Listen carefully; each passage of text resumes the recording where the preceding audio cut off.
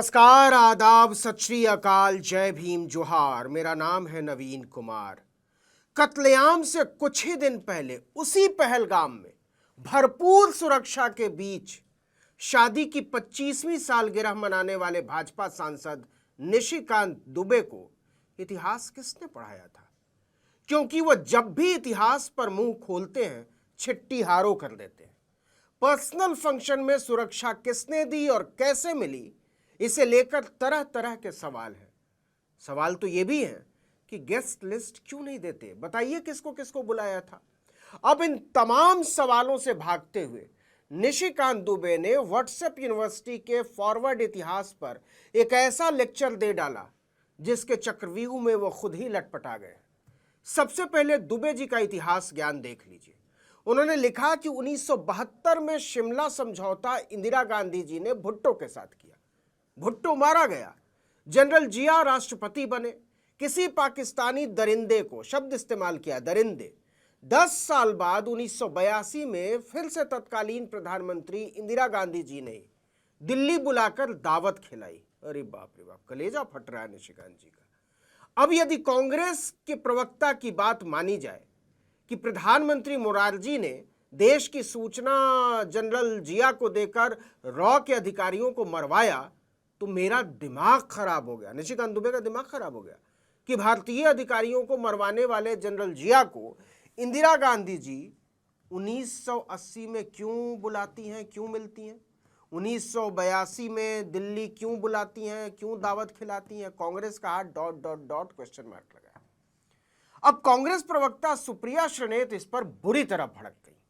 उन्होंने बिंदुवार निशिकांत दुबे के इतिहास बोध और राजनैतिक बोध की धज्जी उड़ाई और कहा कि बिना बुलाए बिरयानी खाने जाएं तुम्हारे चच्चा, निर्णायक जंग के समय सीज फायर करके भागे तुम्हारे चच्चा, डोलांड के आगे हकलाएं तुम्हारे चच्चा, चिनपिंग को झूला झुलाएं तुम्हारे चच्चा। और सवाल पाकिस्तान के 2 टुकड़े करने वाली 93,000 पाकिस्तानी सैनिकों को घुटनों पर बैठाकर सरेंडर करवाने वाली इंदिरा गांधी से लाज नहीं आती? अब जरा सुनिए सुप्रिया श्रीनेत ने लिखा क्या है। निशिकांत दुबे के व्हाट्सएप इतिहास के जवाब में उन्होंने लिखा, तुम्हारी डिग्री की तरह तुम्हारे पोस्ट भी फर्जी होते हैं। बाप रे बाप, पता है ना, दिल्ली यूनिवर्सिटी से डिग्री है उनके पास। हालांकि सुप्रिया श्रीनेत इसके पहले महुआ मोइत्रा ने कहा था कि फर्जी डिग्री है, और उसके बाद क्या हुआ महुआ मोइत्रा के साथ हम सब लोग जानते हैं, आप भी जानते हैं। तो अंगूठा छाप व्हाट्सएप यूनिवर्सिटी के स्नातक थोड़ी जाहिलियत से फुर्सत मिले तो आगे पढ़ लो, सुप्रिया श्रीनेत ने लिखा है। पहले पॉइंट में श्रीनेत ने लिखा है, जनरल जिया उल हक को पाकिस्तान की सेना ने, गौर से सुनिएगा, 1977 में तख्ता पलटकर सत्ता में बिठाया था। 1978 में उन्होंने अपने आप को राष्ट्रपति घोषित कर दिया। दूसरा पॉइंट, 1982 में इंदिरा गांधी ने जिया उल हक को डिप्लोमेटिक प्रोटोकॉल के अंतर्गत दिल्ली बुलाया था। यह ग्लोबल राजनीति का हिस्सा है, वैश्विक राजनीति का हिस्सा। तीसरा पॉइंट जो सबसे ज्यादा मारक है, खूंखार आतंकवादियों को भारत के विमान में बैठाकर कंधार तक छोड़े जाने का विश्व रिकॉर्ड बनाने वाले अटल बिहारी वाजपेयी के सम्मान में यह बात कही गई है। सुप्रिया श्रीनेत ने लिखा, याद है ना, जब अटल जी फरवरी 1999 में नवाज शरीफ को लाहौर में गले लगा रहे थे, तब पाकिस्तान का आर्मी चीफ परवेज मुशर्रफ करगिल में भारत के खिलाफ साजिश रच रहा था, और अटल जी के दिल्ली लौटने के 3 महीने बाद ही करगिल का युद्ध हुआ, जिसमें हमारी शूरवीर सेना ने पाकिस्तान को बुरी तरह हरा दिया। लेकिन जिस युद्ध में हमारे 527 लोग भी शहीद हुए थे, 1363 लोग घायल हुए।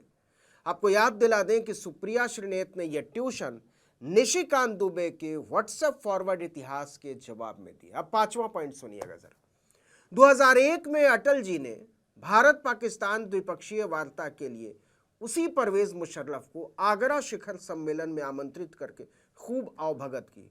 हम लोग थे उस समय शिखर सम्मेलन के समय, और बहुत फजीहत हुई थी सरकार की और वाजपेयी सरकार की, क्योंकि पैरेलल प्रेस कॉन्फ्रेंस करने लगे थे परवेज मुशर्रफ, और बाद में बड़ी मुश्किल से लीपापोती की गई थी।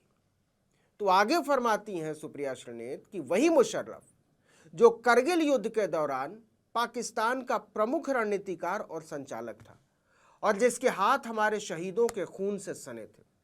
लेकिन अब तक मुशर्रफ पाकिस्तान के राष्ट्रपति बन चुके थे, इसलिए अटल जी ने उन्हें बुलाया, गले लगाया। क्या कमाल की बात है।